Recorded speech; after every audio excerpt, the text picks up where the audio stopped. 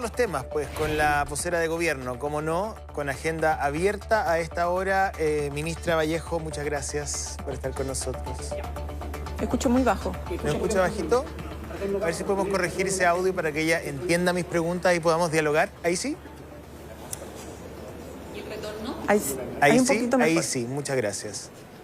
Si no entiende alguna de mis preguntas, se la puedo... Ojalá un poquito más fuerte. Se la puedo repetir. repetir. Muy bajito. Ya, voy a subir el volumen, pero ahí sí, ya. Listo. Ahí sí. Muchas gracias. Ahora sí. Ministra, bueno, voy a partir por el tema de la cárcel, evidentemente. Y súper simple la pregunta. ¿Dónde planean construirla? Porque entiendo que en las últimas 24 horas los alcaldes de diferentes colores políticos y diferentes zonas han manifestado su inquietud. ¿Ustedes tienen alguna idea de dónde podría emplazarse el proyecto para ir cerrando posibilidades? O sea, sí, porque, José Antonio, la idea de construir una nueva cárcel de alta y máxima seguridad es un mandato que hizo el presidente hace alrededor de un año a los equipos de justicia y durante todo este tiempo han estado trabajando en este proyecto, ¿no? Y por lo tanto se ha ido estudiando, efectivamente, no solo por la necesidad de contar ya no con solamente nuevos módulos de alta y máxima seguridad, que los seguimos abriendo y los seguimos habilitando. De hecho, nos faltan para este año 200 nuevos módulos que se sumarían a los 600 que ya tenemos, sino que la necesidad de tener una nueva cárcel específica, ¿no?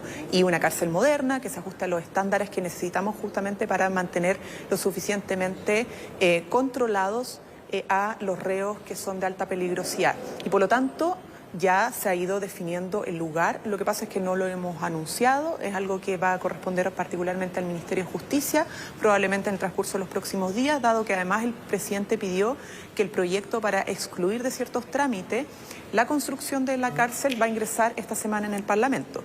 Pero sí, efectivamente, algo que se ha estudiado porque una cárcel de máxima seguridad requiere de las mejores condiciones de seguridad y eso implica no solo la infraestructura que debe tener y su régimen, obviamente, de aislamiento, de visitas, etcétera, sino que también considerando los traslados de los reos, porque lo que pasa en Chile y en el mundo es que los principales riesgos de fuga de los reos o presos de alta peligrosidad se dan en los traslados. Entonces, esto no es solamente las condiciones específicas del lugar donde se asienta, claro, sino que también las condiciones de seguridad en los momentos donde se traslada. Recordemos cuando se detuvo el 2022 a los criminales de la banda Los Gallegos en el norte, bueno, y que fue todo un tema, por ejemplo, el trasladarlo del recinto en Arica, que no tenía condiciones. ¿Se acuerdan que la Gendarmería pidió trasladarlo porque ahí no habían condiciones de máxima seguridad en la cárcel? No, entiendo. Y eso también está considerado para la determinación del lugar. Súper, pero el lugar está. Yo sé que no voy a hacer un juego con usted, verdad, mentira, porque podríamos pasarnos, digamos, toda la entrevista yo tratando de adivinar dónde y usted diciéndome que tiene que decirle al ministro. Sí, porque además no me va a corresponder a mí. No, lo entiendo, pero lo que sí me parece noticioso... No es algo que se pensó de la noche a la mañana en el ¿Sabe por qué se lo digo, ministra? Porque cuando aparecen ayer todos los alcaldes, o muchos alcaldes en realidad, y de distintos colores políticos, la alcaldesa de Santiago, los alcaldes de la zona norte, uno decía, muchos dijeron, bueno, pero ¿cómo el gobierno hace un anuncio sin tener el lugar definido? Porque eso despierta la inquietud de la mayoría de los alcaldes. Nadie quiere una cárcel de alta seguridad en su comuna, ¿no?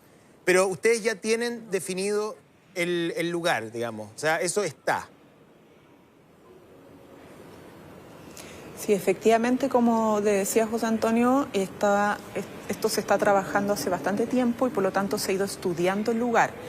Si el presidente dice que ya hay condiciones de poder anunciar la creación de una nueva cárcel, junto con esta posibilidad que nos habilitaría el Congreso de excluirle a ciertos trámites para empezar lo antes posible su construcción, es porque se ha estudiado y se ha trabajado en este diseño. Ministra, y entendemos evidentemente, y esto va a ser parte del problema, que ningún alcalde, obviamente, o alcaldesa va a querer que en su comuna se construya. Es una decisión difícil, pero necesaria, porque Chile necesita seguir fortaleciendo su infraestructura carcelaria. ¿Es zona urbana densamente poblada o zona periférica, zona interregional o intercomunal? Se lo pregunto para ir descartando un poquito varias teorías, algunas bien delirantes respecto a dónde esta cárcel va a estar. Yo ayer escuché desde Narnia, o sea, de que hacer una isla, que en el desierto, que en una carretera, que en el centro de Santiago. Entonces, es un emplazamiento donde hoy día hay cárceles ya, zonas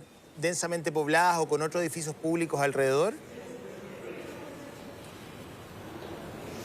O sea, prefiero no responder a esa pregunta en el entendido que no quiero abrir más especulaciones porque cuando se informe esto le vamos a dar probablemente todas las herramientas para entender por qué se va a sentar donde se va a sentar. Entonces, para no entrar en mayor especulaciones y poner probablemente a otras personas, otros alcaldes o alcaldesas más nerviosos, que no es nuestra idea, yo preferiría evidentemente no dar más detalles porque le corresponde al Ministerio de Justicia, además que maneja técnicamente todas las justificaciones y los estándares que requiere y va a requerir esta cárcel de alta y máxima seguridad. Bien, pues se entiende ahí su explicación. Ayer la ministra Toá habló de estándares europeos. Dijo, nosotros no vamos a seguir la línea más Bukele, sino que nos vamos a inclinar por fórmulas italianas, francesas, españolas. Yo entiendo que eso tiene un costo no solamente asociado a la construcción del inmueble, o la infraestructura, digamos, sino que se eleva, al menos en el caso español y francés, un preso cuesta entre 2 millones y 4 millones al fisco por mes. Nosotros estamos gastando entre 700 al millón de pesos dependiendo del modelo de la cárcel, si sea concesionado o no. ¿De dónde van a salir los recursos adicionales? Porque ese interno que va a una cárcel de alta seguridad con estándares europeos cuesta un 30% más, por lo menos, que el caso de un interno que hoy día va al modelo al cual estamos acostumbrados. ¿Se están considerando recursos adicionales y de dónde saldrían eventualmente si es que se necesitan? Bueno, efectivamente los recursos para la construcción de esta cárcel están considerados porque se viene trabajando hace un tiempo. Entonces, parte del presupuesto que maneja el Ministerio de Justicia en el marco de su política carcelaria. Esto hay que entenderlo de la siguiente manera. El 2022, cuando llegamos al gobierno y nos dimos cuenta que había cierta vulnerabilidad del sistema penitenciario en Chile en el sentido de que no estaba todavía suficientemente preparado para el tipo de crimen organizado que estábamos teniendo, hubo que el Ministerio de Justicia diseñara una política. Y la política ha consistido, obviamente, en ampliar plazas, porque del 2012 no se habían ampliado y pasamos de 42.000 a 56.000, pero particularmente con foco en el marco de la política contra el crimen organizado en la creación de nuevos módulos de alta y máxima seguridad con un régimen, porque no basta la celda, sino que un régimen, un sistema de funcionamiento y control de gendarmería, restricción de visita. Claro, no es solamente la infraestructura. Y es importante entender eso porque a diferencia, esto no tiene que ver solamente con los recursos, sino que con el sistema que opera. En vez de nosotros mezclar a todos en un mismo régimen, sin distinción entre criminales de alta peligrosidad o delincuente común, lo que hacemos es segregar. ¿Por qué? Porque evitamos que los delincuentes, los criminales del crimen organizado y sus líderes, que hoy día tenemos a varios presos, ¿no? Coaccionen o coopten a otros reos, incluso a gendarmes, y se les permita a través de esta mezcla que se produce seguir cometiendo delitos desde el interior de las cárceles. Entonces, para evitar que se produzca una suerte de descontrol, ¿no? O de permeabilidad del sistema, la segregación es fundamental. Y por eso nuestro estándar se asemeja más a los estándares europeos, porque en vez de meter a todos en un mismo régimen, hacemos separación. Perfecto, ¿no? pero y así permitimos que los delincuentes comunes tengan un régimen distinto para la reinserción y en el caso de los más peligrosos, uno mucho más estricto y con más tecnología para la seguridad. Y en ese marco, y evitar, obviamente, ¿tienen ustedes un cálculo de cuánto tengan contacto con el exterior? Sí, perdón, discúlpeme. En ese marco, ¿tienen ustedes un cálculo de cuánto le costaría al fisco por interno?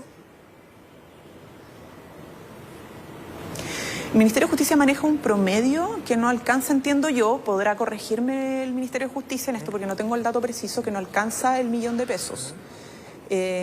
Pero habría que precisar, porque lo manejan con un promedio en el sistema carcelario, las plazas, ¿no? Claro, se hace un prorrateo por unidades. Cada plaza, claro. Una última pregunta, ministra, sé que tiene que irse, pero se la tengo que hacer. El tema de la pero cárcel... podrían precisarme, no quiero poner... Entiendo. El tema de la cárcel considera un plazo de, entiendo, entre 12 a 24 meses. A lo mejor ustedes manejan otros plazos. ¿Qué hacemos de aquí a 4 semanas, a 6 semanas, entendiendo que esto no se gatilla por un motín carcelario? Lo de las cárceles es parte del problema, pero se gatilla por un fin de semana especialmente sangriento en la calle. Entonces, ¿qué hacemos en el intertanto como medida adicional? Sí. Respecto a cárceles, ya estamos trabajando para abrir nuevos módulos. Lo mencionaba al principio, no tenemos que esperar las 500 nuevas plazas que se construirían con esta nueva cárcel, porque ya estamos trabajando para habilitar 200 en este periodo de gobierno, además de las que vamos a dejar en proceso para el 2030, ¿no? Entonces, respecto a cárceles, igual vamos a tener mayor capacidad en los 2 años de gobierno para seguir deteniendo y encarcelando a los líderes de estos, o bueno, los criminales de las bandas de crimen organizado.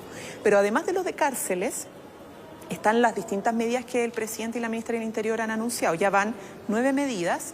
Las que son más de carácter administrativo son el equipo que hoy día se ha constituido, ¿no? Un equipo de seguridad que va a estar operando todas las semanas para la región metropolitana y para ir puliendo estrategias de intervención, a lo cual se va a sumar lo de Plan Calle Sin Violencia, pero estrategias más dirigidas.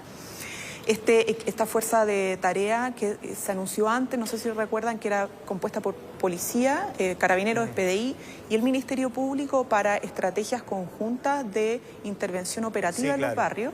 Además vamos a estar disponiendo de más carabineros en las calles, unos por los que se van a graduar el 9 de agosto, ahora muy pronto, que son 500 nuevos funcionarios que se van a incorporar a las funciones, y otros, si no me equivoco, 200 que vamos a tratar de disponer, que están hoy día trabajando en ciertas funciones, que no vamos a poder reemplazar, o sea, los vamos a liberar de esta función administrativa sin reemplazo, porque todavía no se aprueba el proyecto de cumplimiento tributario para financiar su reemplazo, pero que vamos a hacer ese esfuerzo adicional para poder tener al final 700 nuevos funcionarios.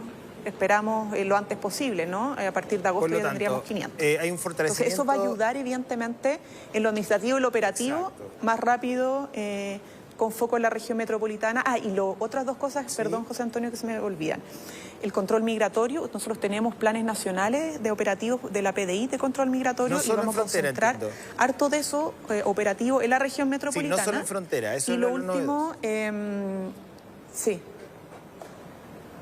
Claro, no, es que una cosa es el reforzamiento de frontera, que va a tener un foco más especial en armas, en control de armas, y otro tiene que ver con el control migratorio, que no es solo en las fronteras, sino que son en las ciudades, en las regiones, y que están desplegados en distintas regiones del país, pero vamos a hacer una concentración por un periodo de tiempo intensivo en la región metropolitana, justamente para agudizar este control en zonas urbanas, en especial esta región, porque además, como todo esto está relacionado con muchas veces porte de armas, ¿no? Y migrantes irregulares, ¿no? O organizaciones criminales que usan efectivamente las armas de fuego para cometer delito, ha llevado a que la tasa de homicidio en el país ha bajado, pero en la región metropolitana no. Entonces aquí el foco lo vamos a poner particularmente a la región metropolitana, y todas estas estrategias apuntan a tener un golpe un poco más duro, particularmente en la región, ocupando las herramientas que tenemos y fortaleciendo estrategias que ya hemos diseñado. Una última pregunta que se lo digo desde lo personal. Yo creo que la opinión que usted dio la semana pasada respecto de las comparaciones con otros países, desde mi óptica, esto es muy personal, no fue tan afortunada, en términos de que uno debería compararse con el país hace 10 años, porque la estadística sola respecto de Santiago, São Paulo o Santiago, Medellín, no sé si dice mucho, ¿no? ¿No sería más oportuno establecer comparaciones con el país hace 5 o 10 años que mirar a un vecindario que tiene realidades domésticas que pueden ser parecidas o no, digamos, pero que nos llevan a conclusiones que pueden ser algo apresuradas o equivocadas?